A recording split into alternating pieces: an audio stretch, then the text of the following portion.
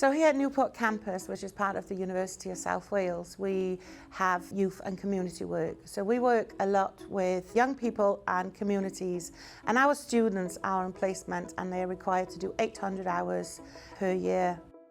My name is Lise Jacobson. I'm the course leader for the BA Honours Youth and Community Work here at University of South Wales in Newport. Since 2017, being a youth worker, you have to register with EWC. We want to make sure that we provide our students with the best approach to engage with EWC before they actually graduate. The process for setting up the PLP platform for our students to use from the EWC, where we liaised with EWC, who received a Word file, which was our Word portfolio tasks that students have to do, and they transferred that into the platform. When we first launched it, EWC actually beamed into our class because it was during COVID. It was in September 2020, and one of their staff members joined us online and showed us how to use PLP.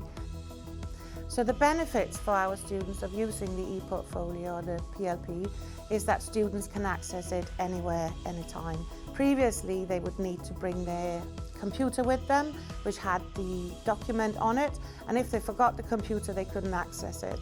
Whereas now, they can access it as long as they have a device and the internet. So being able to access their PLP is their professional development, it's their professional learning passport. And what that means is that you can go in and you can add your training that you've been on, you can go in and update your CV.